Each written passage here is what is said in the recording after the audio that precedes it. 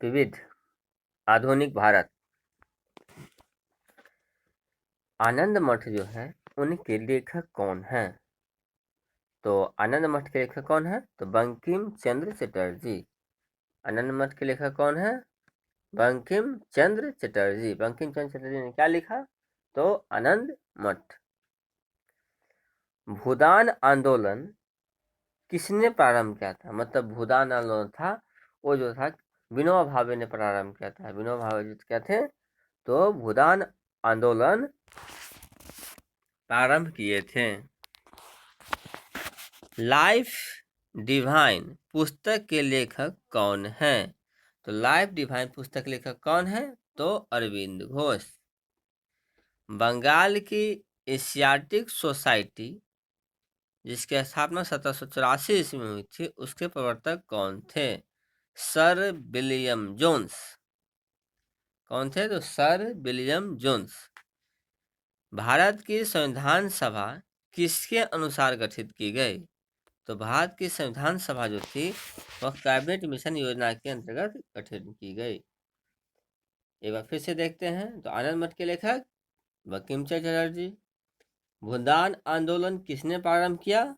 तो Vinoba Bhave. Life divine पुस्तक के लेखक कौन है? तो अरविंद घोष। बंगाल की एशियाटिक सोसाइटी के प्रवर्तक कौन थे? तो सर विलियम जोन्स। और भारत की संविधान सभा किसके अनुसार गठित की गई? तो कैबिनेट मिशन योजना पे, मतलब कैबिनेट मिशन योजना के आधार पर गठित की गई।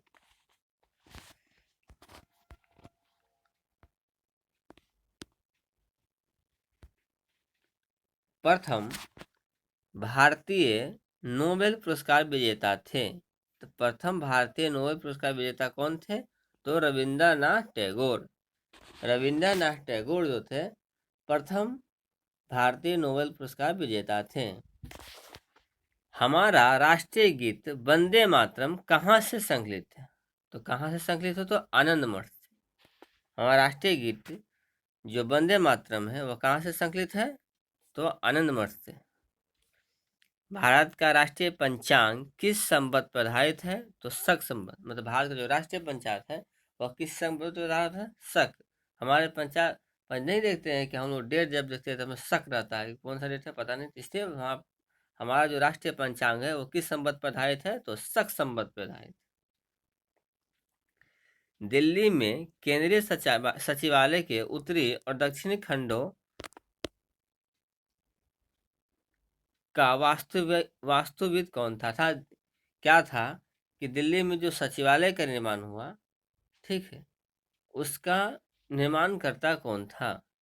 तो एडवर्ड लुटियंस। अर्थात दिल्ली को हमेशा आदमी क्या था? लूटता था। जैसे ईरानी आए, अरब आए, अफगानी आए तो ये लूटे गए। इसलिए दिल्ली का जो संस्थापक था, जो दिल्ली में केंद्रीय सचिवालय की जो स्थापना किया था वो क्या था? एडवर्ड लुटियंस था। भारत की शासन व्यवस्था में पहली बार प्रतिनिधि एवं लोकप्रिय तत्व को समाविष्ट करने का प्रयास किस माध्यम से किया गया? तो 1892 का भारतीय परिषद अधिनियम। 1892 ईस्वी का भारतीय परिषद अधिनियम के अंतर्गत जो है भारत की शासन व्यवस्था में पहली बार प्रतिनिधि एवं लोकप्रिय तत्व को शामिल करने का प्रयास किया गया। किस गवर्नर के कार्यकाल के दौरान 1921 ईस्वी में कलकत्ता में विक्टोरिया मेमोरियल हॉल का निर्माण हुआ? अच्छा, विक्टोरिया मेमोरियल हॉल कहाँ है? तो कलकत्ता में। विक्टोरिया मेमोरियल हॉल कहाँ है? तो कलकत्ता में है, ठीक है। और इसका निर्माण किसके शासन का है? रीडिंग से। विक्टोरिया रॉस याद रखिएगा और रीडिंग। नई दिल्ली शहर के रूपांकन में कौन सा शामिल था? नई दिल्ली जो शहर था उसके रूपांकन में कौन कौन शामिल था? तो हम पहला पढ़े हैं क्या?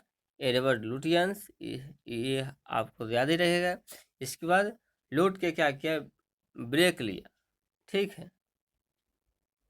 और ग्राउसे ने एक खाया, याद रखिएगा। लूट के बेकर ने लूट के ब्रेकर ने सॉरी लूट कर ब्रेकर ने क्या किया? तो ग्राउसे एक खाया, ठीक। तो लुटियंस था, बेकर था, ग्राउसे था और ए, ए, एक था। किसने 1898 ईस्वी में बनारस में सेंट्रल हिंदू कॉलेज स्थापित किया? मतलब सेंट्रल हिंदू कॉलेज की स्थापना कब हुई? तो 1898 ईस्वी में हुई थी। सेंट्रल हिंदू कॉलेज की स्थापना कहाँ हुई? तो बनारस में हुई। और ये कब हुई? तो 1898 ईस्वी में क्या हुआ? तो सेंट्रल हिंदू कॉलेज की स्थापना हुई। इसकी स्थापना किसने की? तो एनी बेसेंट ने की। सेंट्रल हिंदू कॉलेज की स्थापना जो किसने की थी? तो एनी बेसेंट ने की थी। कब की? 1898 ईस्वी में। कहाँ की? तो बनारस में। भारत के राष्ट्रीय ध्वज का डिजाइन किसने तैयार किया था? मतलब भारत का जो राष्ट्रीय ध्वज है उसका डिजाइन किसने तैयार किया? तो मैडम भिखाजी कामा। मैडम भिखाजी कामा ने भारतीय राष्ट्रीय ध्वज का निर्माण किया। देवदास उपन्यास के रचनाकार कौन है? तो शरद चंद्र चट्टोपाध्याय। देवदास जो उपन्यास है उसके रचनाकार कौन है? तो शरद चंद्र चट्टोपाध्याय। चित्रा उपन्यास किसके द्वारा लिखा गया? ये जो चित्रा उपन्यास है वह किसके द्वारा लिखा गया है? तो रविंद्रनाथ टैगोर। रविंद्रनाथ टैगोर के द्वारा जो है चित्रा उपन्यास लिखा गया। क्षुधित पाषाण के रचयिता कौन है? क्षुधित पाषाण के रचयिता भी कौन है? तो रविंद्रनाथ टैगोर है। चित्रा उपन्यास के किसने लिखा? तो वो भी रविंद्रनाथ टैगोर ने ही लिखा।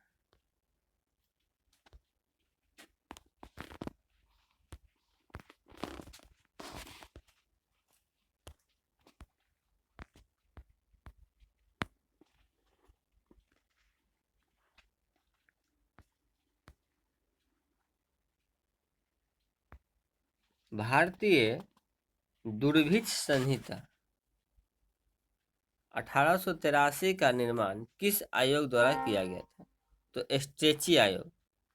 भारतीय दुर्भिक्ष संहिता 1883 का निर्माण किस आयोग के द्वारा किया गया था? तो स्ट्रेची आयोग के द्वारा। स्ट्रेची आयोग के द्वारा क्या था? दुर्भिक्ष आयोग का निर्माण किया गया। रविंद्रनाथ टैगोर की मृत्यु किस वर्ष हुई? तो 1941 ईस्वी में। अर्थात भारत के 6 साल आज़ादी से 6 साल पहले क्या हुई थी? तो रविंद्रनाथ टैगोर की मृत्यु हो गई थी। रविंद्रनाथ टैगोर ने को नोबेल सबसे पहले नोबेल पुरस्कार किसको मिला था? तो रविंद्रनाथ टैगोर को ही मिला था। किसने कहा था आज़ादी हमारे पहुंच के अंतर्गत है, हमें इसे कस कर पकड़ना चाहिए? देखिए किसने कहा था कि आज़ादी हमारे पहुंच के अंतर्गत है, हमें इसे कस कर पकड़ना चाहिए? तो सुभाष चंद्र बोस। सुभाष चंद्र बोस ने कहा था कि आज़ादी हमारे पहुंच के अंतर्गत है, हमें इसे कसकर पकड़ना चाहिए। तो किसने कहा था? सुभाष चंद्र बोस ने कहा था।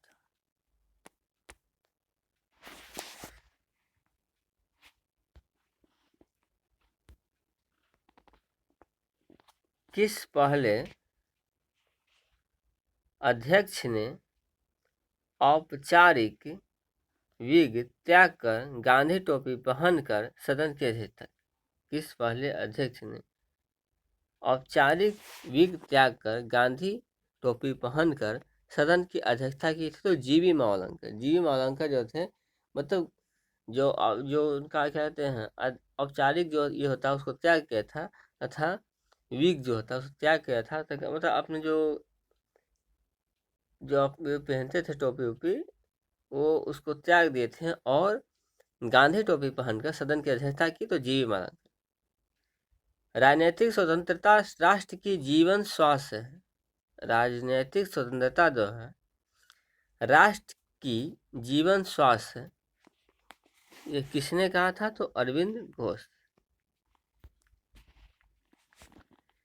ब्रिटिश हाउस ऑफ कॉमन्स का चुनाव जिस प्रथम भारतीय ने लड़ा था वो कौन थे?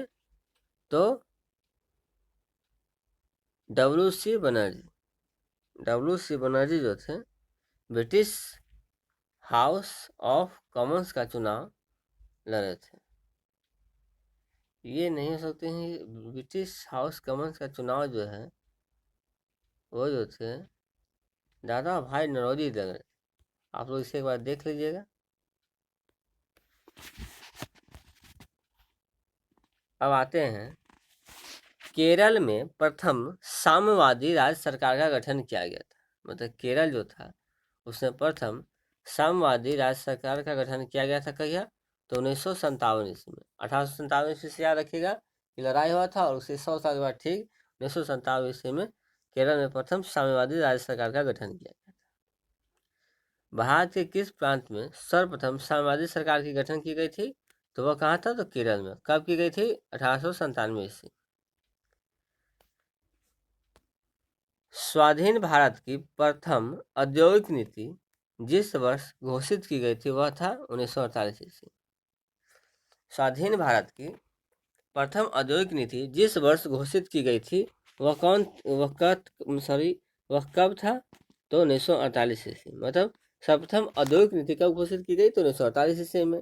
केरल में समाजवादी राज्य सरकार का गठन कब हुआ? तो 1957 ईस्वी में। भारत में अप्रत्यक्ष निर्वाचन की प्रथा किस वर्ष आरंभ हुई? तो 1892 ईस्वी। 1892 ईस्वी में अप्रत्यक्ष निर्वाचन की व्यवस्था प्रारंभ हुई थी। ब्रिटिश संसद के सदस्य के रूप में चुने जाने वाले प्रथम भारतीय कौन थे? तो यही दादा भाई नौरोजी। ये यहाँ पे जो आपने क्वेश्चन देखा है, ये इसका आंसर जो होगा दादा भाई नौरोजी ही होगा। ठीक है, ये नहीं होगा। अब आते हैं, कस्तूरबा गांधी की समाधि स्थित है। कस्तूरबा जो गांधी है उसकी समाधि कहाँ स्थित है? तो आगा खां महल पुणे परिसर में। आगा खां महल पुणे परिसर में कस्तूरबा गांधी की समाधि स्थित है।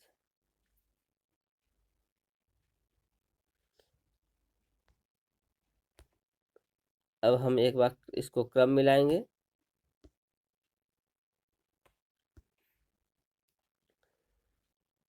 तो कहता है कि निम्नांकित कूट का प्रयोग करते हुए निम्न आंदोलन को तिथि क्रमानुसार सही स्थान पर रखें। तो इसमें सबसे पहले क्या हुआ था? खिलाफत आंदोलन हुआ था। सबसे पहले शुरू हुआ खिलाफत आंदोलन। इसके बाद शुरू हुआ ये 1 नंबर पे, सॉरी, खिलाफत आंदोलन जो था 1 नंबर पे। दूसरे नंबर पे क्या था? असहयोग आंदोलन।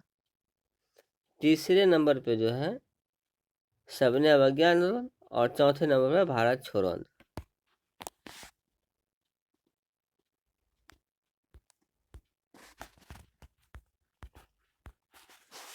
वर्ष 1929 में जारी किए गए दीपावली घोषणा पत्र का संबंध किससे था? तो दीपावली घोषणा पत्र का संबंध किससे था? तो डोमिनियन स्टेट से। डोमिनियन स्टेट से दीपावली घोषणा पत्र का संबंध था।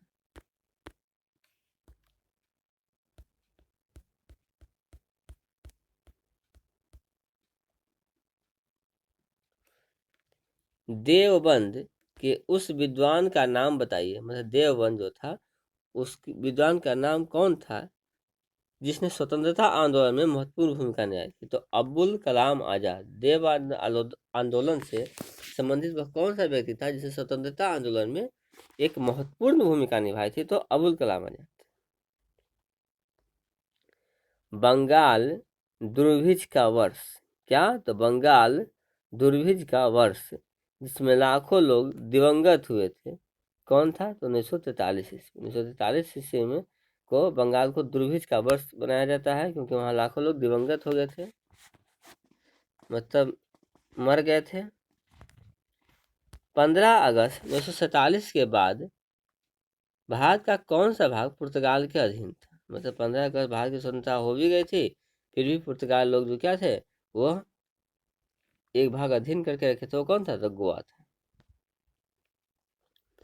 प्रेम पचीसी की रचनाकार कौन है? तो प्रेमचंद। प्रेम पचीसी की रचनाकार कौन है?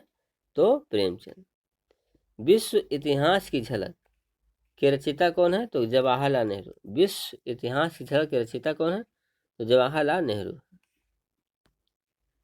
27 दिसंबर 1911 में पहली बार जन गण मन कहाँ पर गाया गया? तो कोलकाता में। कोलकाता में 27 दिसंबर 1911 ईस्वी को पहली बार जन गण मन गाया गया। कहाँ? तो कोलकाता में। भारत में पहला समाचार पत्र किसने शुरू किया? तो जेम्स सिक्की ने। जेम्स सिक्की जो थे भारत में पहला समाचार पत्र शुरू किए थे। द व्हील्स ऑफ हिस्टोरी नामक पुस्तक के लेखक कौन है? तो Ram Manohar Lohia. The wheels of history नामक पुस्तक के लेखक कौन है? तो राम मनोहर लोहिया। पोस्ट ऑफिस के लेखक कौन है? रविंद्रनाथ टैगोर। पोस्ट ऑफिस जो है उसके लेखक कौन है? तो रविंद्रनाथ टैगोर है। पोस्ट ऑफिस जो है उसके लेखक कौन है? तो रविंद्रनाथ टैगोर है। किसे इस्पात का चौखटा की संज्ञा दी गई? तो भारतीय नागरिक सेवा आईसीएस को जो है क्या है? इस्पात का चौखट अर्थात स्टील फ्रेम की संज्ञा दी गई। किसे? आईसीएस को। गोदान किसकी रचना है? तो गोदान जो है प्रेमचंद जी की रचना है। गोदान किसकी रचना है? तो प्रेमचंद। भारत भारती के रचनाकार कौन है? मैथिली शरण गुप्त। भारत भारती के रचनाकार जो है मैथिली शरण गुप्त है। सैडलर आयोग का संबंध किससे था? तो शिक्षा से। सैडलर जो आयोग था उसका संबंध किससे था? तो शिक्षा से। ब्रिटिश ने भारत में प्रांतीय स्वायत्तता कब से लागू कर दी? तो भारत सरकार अधिनियम 1935 ईस्वी से ब्रिटिश ने क्या किया? तो भारत में प्रांतीय स्वायत्तता लागू की। खिलाफत आंदोलन का आरंभ किया था किसने? तो अली बंधुओं। अली बंधु जो थे उसने खिलाफत आंदोलन का आरंभ किया था। तो अली बंधु ने क्या किया? तो खिलाफत आंदोलन का आरंभ किया था। भारत में सिविल सेवाओं का सूत्रपात किसने किया? तो लॉर्ड कॉर्नवालिस ने। लॉर्ड कॉर्नवालिस ने भारत में सिविल सेवाओं का सूत्रपात किया था। अमृत बाजार पत्रिका की स्थापना किसने की? तो शिशिर कुमार घोष ने। शिशिर कुमार घोष ने अमृत बाजार पत्रिका की स्थापना की। झंडा गीत किसने लिखा है? तो श्यामलाल गुप्त पार्षद ने। श्यामलाल गुप्त पार्षद ने झंडा गीत लिखा है। नागरिक सेवाओं के लिए प्रतियोगी परीक्षा प्रणाली को सिद्धांत स्वीकार किया गया था। कब? तो 1853 ईस्वी। नागरिक सेवाओं के लिए प्रतियोगी परीक्षा प्रणाली जो ये प्रतियोगिता की परीक्षा देकर ये पास हो सकते हैं, ये कब स्वीकार किया गया? तो सिविल सर्विस के लिए तो 1853 ईस्वी।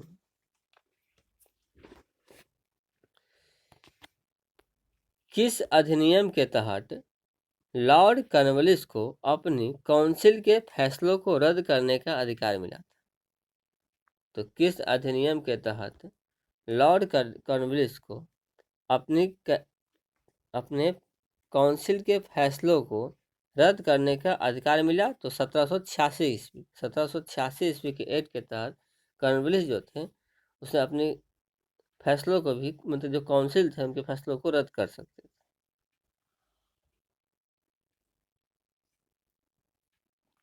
उपन्यास दुर्गेश नंदिनी के लेखक कौन है? तो बंकिम चंद्र चटर्जी जो है उपन्यास दुर्गेश नंदिनी के लेखक। भारतीय राजनीति में 1974 के बाद किस महिला ने सर्वाधिक योगदान दिया? मतलब 1974 के बाद भारतीय इतिहास में सबसे ज्यादा योगदान किसका है? तो अरुणा आसफ अली का। अरुणा आसफ अली का सर्वाधिक योगदान। वंदे मातरम गीत लिखा था बंकिम चंद्र चटर्जी। वंदे मातरम गीत किसने लिखा था? तो बंकिम चंद्र चटर्जी ने लिखे थे। किस वर्ष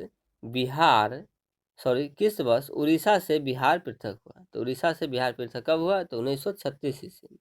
1936 ईस्वी में बिहार जो था उड़ीसा से पृथक हो गया। वर्नाक्यूलर प्रेस एक्ट रद्द कब किया गया? तो 1878 ईस्वी। वर्नाक्यूलर प्रेस एक्ट रद्द कब कर दिया गया? 1878 ईस्वी में। किसने किया? तो लॉर्ड रिपन ने। लॉर्ड रिपन ने वर्नाकुलर प्रेस एक्ट को 1878 ईस्वी में रद्द कर दिया। अमेरिका में फ्री हिंदुस्तान अखबार किसने शुरू किया? तो फ्री हिंदुस्तान अखबार जो किसने शुरू किया था? तो तारकनाथ दास ने। तारकनाथ दास ने फ्री हिंदुस्तान अखबार शुरू किया था। इंडियन अनरेस्ट के लेखक कौन था? तो वैलेंटाइन सिरोल। इंडियन अनरेस्ट का लेखक कौन था? तो वैलेंटाइन सिरोल था। इंडियन अनरेस्ट का लेखक कौन थे? तो वैलेंटाइन सिरोल। स्वदेश वाहिनी के संपादक कौन थे? तो के रामकृष्ण पिल्ले। पिल्ले जो थे क्या थे? तो स्वदेश वाहिनी के संपादक थे। किस भाषा में द इंडियन ओपिनियन पत्र नहीं छापा जाता था? तो इंडियन ओपिनियन पत्र जो है किस भाषा में नहीं छापा जाता था? तो तमिल में। तमिल में जो था इंडियन ओपिनियन पत्र नहीं छापा जाता था। हंटर कमीशन की रिपोर्ट में किसके विकास पर विशेष जोर दिया गया था? तो प्राथमिक शिक्षा। हंटर कमीशन की जो रिपोर्ट आई थी उसमें किसके विकास पर विशेष जोर दिया गया था? तो प्राथमिक शिक्षा पर विशेष जोर दिया गया था। किस एक्ट के द्वारा भारत के गवर्नर जनरल को अध्यादेश जारी करने की शक्ति प्रदान की गई? तो Indian council act. Indian council act 1861 के अधीन था भारत के गवर्नर जनरल को अध्यादेश जारी करने की शक्ति प्रदान की गई। कब की गई? तो इंडियन काउंसिल एक्ट 1861 ईस्वी। प्रेस सेंसरशिप लागू सर्वप्रथम किसने की थी? तो प्रेस सेंसरशिप लागू सर्वप्रथम बेलेजली ने की थी। ये जलता रहता था इसलिए क्या किया? सेंसरशिप लागू कर दी। कौन भारत में मुसलमानों की उच्च शिक्षा के लिए पथ प्रदर्शक बने? तो सर सैयद अहमद खां। सर सैयद अहमद खां जो थे भारत में मुसलमानों की उच्च शिक्षा के लिए पथ प्रदर्शक बने थे। किसके अंतर्गत भारत में सर्वप्रथम सर्वोच्च न्यायालय की स्थापना हुई? तो सर्वोच्च न्यायालय की स्थापना जो थी रेगुलेटिंग एक्ट 1773 ईस्वी के अंतर्गत हुई थी। किसके अंतर्गत जो हुई थी सर्वोच्च न्यायालय की स्थापना हुई थी? तो रेगुलेटिंग एक्ट 1773 ईस्वी के अंतर्गत हुई थी भारत में सर्वोच्च न्यायालय के। पत्रकार के कर्तव्य का निर्वहन करते हुए जेल जाने वाले प्रथम भारतीय थे बाल गंगाधर तिलक। पत्रकार के कर्तव्य का निर्वहन करते हुए जेल जाने वाले प्रथम भारतीय कौन थे? तो बाल गंगाधर तिलक थे। स्वतंत्र भारत का अंतिम गवर्नर जनरल कौन था? तो सी राजगोपालचारी। सी राजगोपालचारी जो था स्वतंत्र भारत का अंतिम गवर्नर जनरल था। गोदान और गबन दोनों ही एक ही लेखक की रचना है। उनका नाम क्या है? तो मुंशी प्रेमचंद। तो गोदान और गबन किसने लिखा है? तो मुंशी प्रेमचंद जी। बनारस हिंदू विश्वविद्यालय BHU पुस्तक किसने लिखी है? तो BHU पुस्तक जो है किसने लिखी? तो मदन मोहन मालवीय ने। तो बनारस हिंदू विश्वविद्यालय पुस्तक किसने लिखी? तो मदन मोहन मालवीय ने। Guilty man of India's partition. Guilty man of India's partition पुस्तक के लेखक कौन है? तो डॉक्टर राम मनोहर लोहिया। डॉक्टर राम मनोहर लोहिया जो थे guilty man of India partition पुस्तक के लेखक। किस विद्रोह को बंकिम चंद्र चटर्जी ने अपने उपन्यास आनंद मठ में उल्लेख कर प्रसिद्ध किया है? तो कौन सा विद्रोह था? तो सन्यासी विद्रोह था। सन्यासी विद्रोह को बंकिम चंद्र चटर्जी ने अपने उपन्यास आनंद मठ में उल्लेख कर प्रसिद्ध किया। Lectures from Colombo to Almora. Lectures from Colombo to Almora किसकी एक पुस्तक है? स्वामी विवेकानंद। स्वामी विवेकानंद की पुस्तक का नाम क्या है? तो लेक्चर फ्रॉम। ये लेक्चर दिए थे इसलिए याद रखिएगा। Lecture for Colombo to Almora किस एक के अनुभव पर आधारित है? तो स्वामी विवेकानंद। मॉन्टेग्यू चेम्सफोर्ड की रिपोर्ट किसके आधार पर बनी? तो भारत सरकार अधिनियम 1919। मॉन्टेग्यू चेम्सफोर्ड की रिपोर्ट आधार बनी थी भारत सरकार अधिनियम 1919।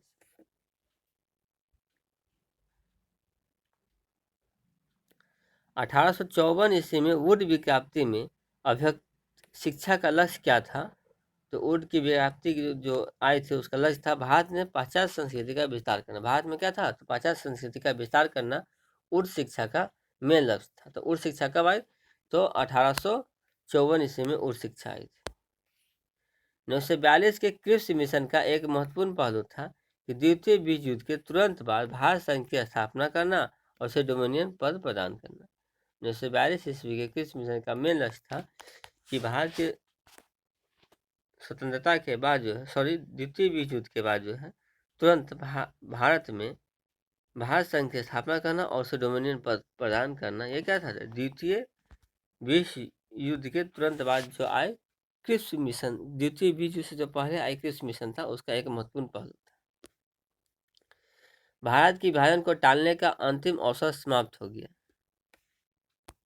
यह कैबिनेट मिशन को अस्वीकार करने के साथ ही भारत के विभाजन को टालने का अंतिम अवसर समाप्त हो गया है।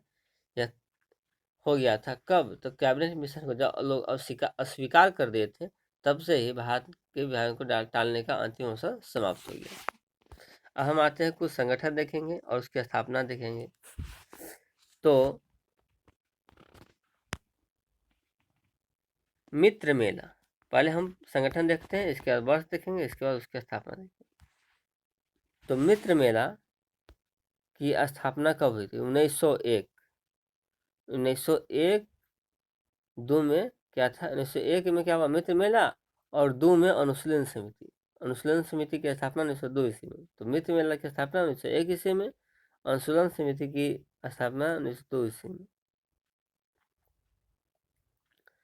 अभिनव भारत 1904 ईस्वी में। अभिनव भारत जो है कब हुआ, तो 1904 ईस्वी में। तो मित्र मेला 1901, अनुशीलन समिति 1902, अभिनव भारत 1904, स्वदेश बांधव समिति 1905। स्वदेश बांधव समिति 1905 में। अनुशीलन समिति 2 की स्थापना 1907 ईस्वी में। अनुशीलन समिति 2 की स्थापना 1907 ईस्वी में तथा भारत माता सोसाइटी की स्थापना भी 1907 ईस्वी में। भारत माता सोसाइटी की भी स्थापना कब हुई थी, तो 1907 ईस्वी में हुई थी। Hindustan Republic association, Hindustan H की स्थापना कब हुई थी, तो 1924 ईस्वी। हिंदुस्तान रिपब्लिक एसोसिएशन की स्थापना कब हुई थी, 1924 ईस्वी में हुई थी। नौजवान सभा की स्थापना कब हुई थी, 1926 ईस्वी में। नौजवान सभा जो थी उसकी स्थापना कब हुई थी, तो 1926 ईस्वी में हुई थी। हिंदुस्तान सोशलिस्ट रिपब्लिक एसोसिएशन, देखिए हिंदुस्तान रिपब्लिक एसोसिएशन की स्थापना 1924 ईस्वी में हुई थी। हिंदुस्तान सोशलिस्ट रिपब्लिक एसोसिएशन जो है इसमें सोशलिस्ट लग गया है, इसलिए उन्हें 1928 ईस्वी में हुई थी।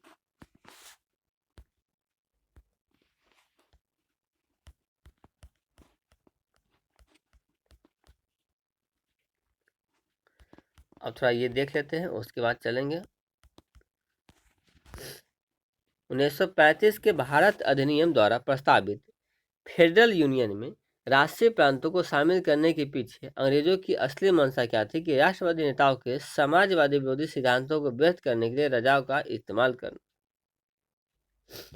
गोल्डन थ्रेश होल्ड नामक कविता संग्रह की रचना किसने की, तो गोल्डन थ्रेश होल्ड नामक कविता संग्रह की रचना किसने की, तो सरोजिनी नायडू ने। सरोजिनी नायडू ने गोल्डन थ्रेश होल्ड नामक कविता संग्रह की रचना की थी। 1935 के भारत सरकार अधिनियम की कौन सी एक विशेषता नहीं थी, तो केंद्र के साथ ही राज्य में देश शासन जो था 1935 के भारत सरकार अधिनियम की विशेषता नहीं थी। भारत में ब्रिटेन के सभी संवैधानिक प्रयोगों में सबसे कम समय तक कौन सा चला, तो 1909 का इंडियन काउंसिल एक्ट जो है संवैधानिक प्रयोगों में सबसे कम समय तक चला था। इसका प्रस्ताव मई में आया था, इसलिए अभी भी भारत को विभाजन मुक्त रखने की आकांक्षा थी, जिसका ब्रिटिश प्रांतों से मिलकर बने एक संघीय राज्य का स्वरूप होना था। उपयुक्त उदाहरण का संबंध किससे है, तो कैबिनेट मिशन से है। उस समय जब नेपोलियन की शक्ति के सामने यूरोप में साम्राज्य धराशायी हो रहे थे, किस एक गवर्नर जनरल ने भारत में ब्रिटिश पताका फहराए थे, तो लॉर्ड हेस्टिंग्स। जब नेपोलियन की शक्ति के सामने पूरे यूरोप जो थे धराशायी हो रहे थे, लेकिन उसी समय किस गवर्नर जनरल ने भारत में ब्रिटिश पताका फहराया, तो लॉर्ड हेस्टिंग्स ने।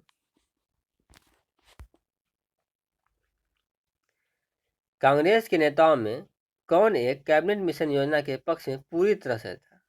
तो कांग्रेस के कौन से एक नेता थे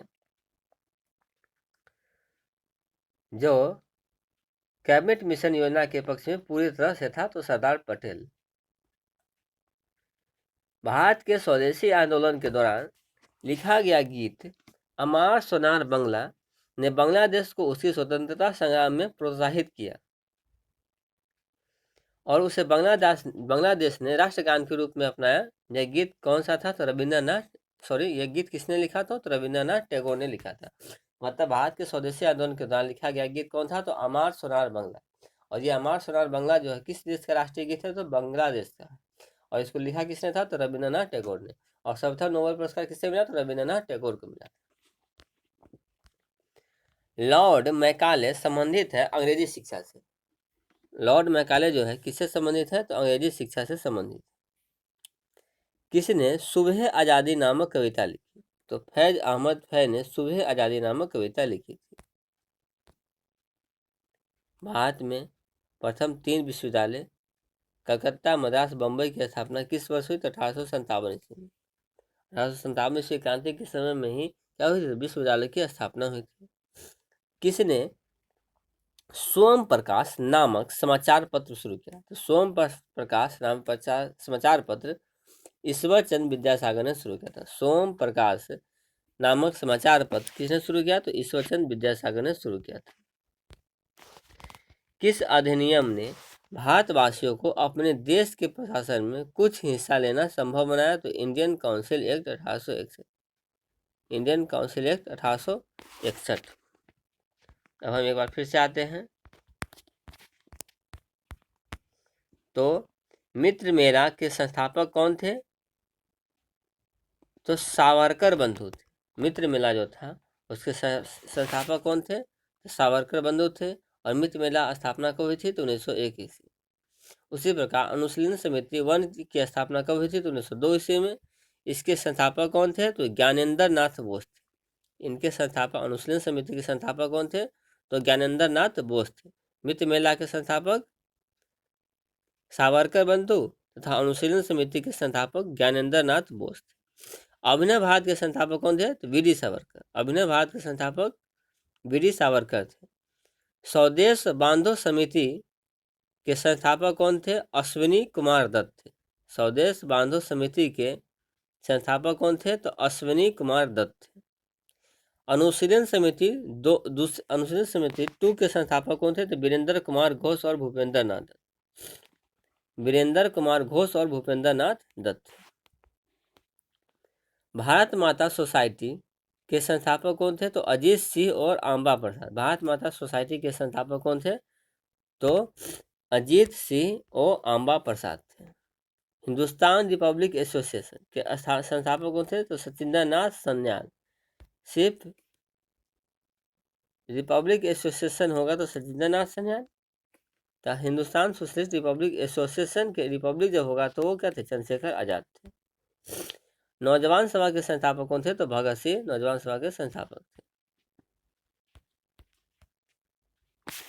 अब हम लोग देखेंगे कि मित्र मेला की स्थापना कहाँ हुई थी? तो पूना में। मित्र मेला पूना, मित्र मेला पूना, मित्र मेला पूना।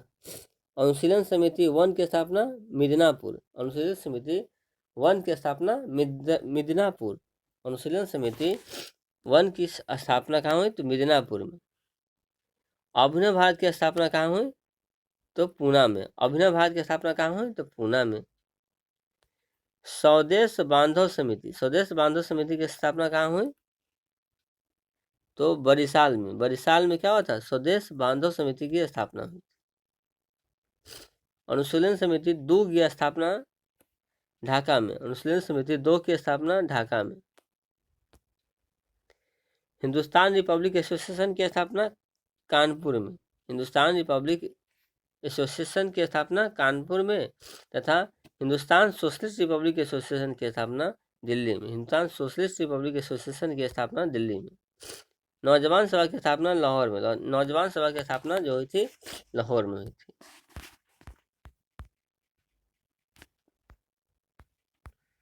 अब आते हैं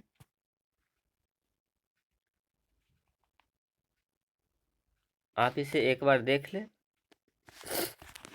तो इंडिया हाउस के संस्थापक कौन थे? तो श्यामजी कृष्ण बर्मन ने। इंडिया हाउस की संस्थापक कौन थे? तो श्यामजी कृष्ण बर्मन ने। अभिनव भारत के संस्थापक कौन थे? वीडी सावरकर। अभिनव भारत के संस्थापक वीडी सावरकर। अभिनव भारत के संस्थापक V D Savarkar. Indian independence league के संस्थापक Taraknath Das. Indian independence league के संस्थापक तारकनाथ दास। गद्दर पार्टी के संस्थापक लाला हरदयाल और रामचंद्र ओ बरकतुल्ला थे। ये देखिए, गदर पार्टी के संस्थापक 3 थे, लाल हरदयाल, रामचंद्र और बरकतुल्ला। इंडियन इंडिपेंडेंस लीग के संस्थापक कौन थे? तो लाला हरदयाल और वीरेंद्र नाथ चट्टोपाध्याय। लाला हरदयाल और वीरेंद्र नाथ चट्टोपाध्याय जो थे इंडियन इंडिपेंडेंस लीग के संस्थापक। इंडियन इंडिपेंडेंस लीग एवं गवर्नमेंट के संस्थापक Raja Mahendra Pratap. Indian independence league एवं गवर्नमेंट के संस्थापक राजा महेंद्र प्रताप थे। इंडियन इंडिपेंडेंस लीग के संस्थापक फिर रास Bihari Bose. Indian independence league के संस्थापक रास बिहारी बोस थे। आज़ाद हिंद फौज के संस्थापक भी थे, रास बिहारी बोस थे। अब आते हैं कि अब इसको हम कहाँ हुई थी ये याद करते हैं। तो इंडिया हाउस की स्थापना कहाँ हुई? तो लंदन इंग्लैंड में। इंडिया हाउस की स्थापना लंदन इंग्लैंड में हुई थी। किसने की थी? तो श्यामजी कृष्ण वर्मा ने इंडिया हाउस की स्थापना की। अभिनव भारत के संस्थापक कौन थे? तो वीडी सावरकर। इसकी स्थापना कहाँ हुई थी? ये भी लंदन में हुई थी। अभिनव भारत के संस्थापक कौन थे? तो वीडी सावरकर थे। इसकी स्थापना कहाँ हुई थी? तो लंदन में हुई थी। इंडियन इंडिपेंडेंस लीग के संस्थापक कौन थे? Taraknath Das. Indian independence league के संस्थापक कौन थे? तो तारकनाथ दास थे। इसकी स्थापना किस देश में हुई? तो अमेरिका में हुई। गदर पार्टी के संस्थापक लाला हरदयाल, रामचंद्र और बरकतुल्ला थे। लाला हरदयाल और रामचंद्र बरकतुल्ला थे। इसकी स्थापना कहाँ हुई थी? तो सैन फ्रांसिस्को में गदर पार्टी की स्थापना हुई थी। इंडियन इंडिपेंडेंस लीग के संस्थापक कौन थे? तो लाला हरदयाल और वीरेंद्र नाथ चट्टोपाध्याय थे। लाला हरदयाल और वीरेंद्र नाथ चट्टोपाध्याय जो थे इंडियन इंडिपेंडेंस लीग के संस्थापक थे। इसकी स्थापना किस देश में हुई? तो बर्लिन में हुई थी। इसकी स्थापना कहाँ हुई थी? बर्लिन में हुई थी। इंडियन इंडिपेंडेंस लीग एवं गवर्नमेंट के संस्थापक राजा महेंद्र प्रताप थे। इंडियन इंडिपेंडेंस लीग एवं गवर्नमेंट के संस्थापक राजा महेंद्र प्रताप थे। इसकी स्थापना कहाँ हुई थी? तो काबुल अफगानिस्तान में हुई थी। कहाँ हुई? तो काबुल अफगानिस्तान में हुई थी। इंडियन इंडिपेंडेंस लीग के संस्थापक रास बिहारी बोस थे तथा आज़ाद हिंद फौज के संस्थापक भी रास बिहारी बोस थे। इसकी स्थापना कहाँ हुई थी? टोक्यो जापान में हुई थी।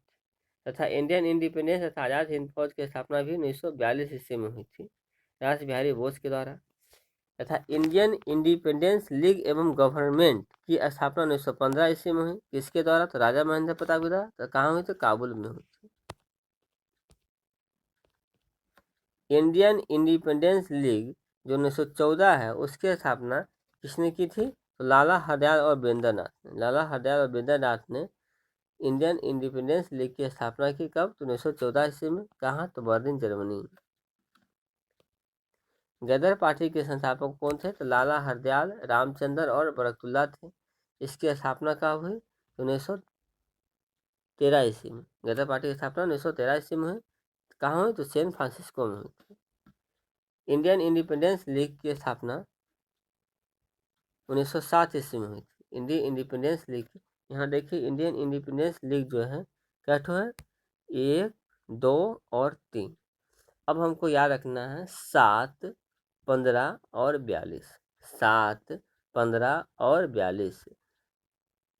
तो पहला जो है इंडियन इंडिपेंडेंस लीग जो 1907 ईस्वी में हुई थी उसकी स्थापना तारकनाथ दास ने की। और कब की, कहाँ की थी? तो अमेरिका ने की। अमेरिका में 1907 ईस्वी में इंडियन इंडिपेंडेंस लीग की स्थापना की तथा 1914 में इंडियन इंडिपेंडेंस लीग की स्थापना लाला हरदयाल और वीरेंद्र नाथ चट्टोपाध्याय ने की थी। कहाँ? तो बर्लिन जर्मनी में। और 1915 ईस्वी में इंडियन इंडिपेंडेंस लीग एवं गवर्नमेंट की स्थापना हुई थी, राजा महेंद्र प्रताप ने किया था। कहाँ? तो काबुल में। तथा 1942 ईस्वी में इंडियन इंडिपेंडेंस लीग की स्थापना रास बिहारी बोस ने टोक्यो में किया। अभिनव भारत के संस्थापक कौन थे? तो बी डी सावरकर थे। कब हुआ था अभिनव भारत की स्थापना? 1906 ईस्वी में। कहाँ हुई? तो लंदन में हुई थी। इंडिया हाउस की स्थापना भी कहाँ हुई थी? तो लंदन में हुई थी। और इसके संस्थापक कौन थे? तो श्यामजी कृष्ण बर्मन थे। तथा कब हुई थी? 1904 ईस्वी में।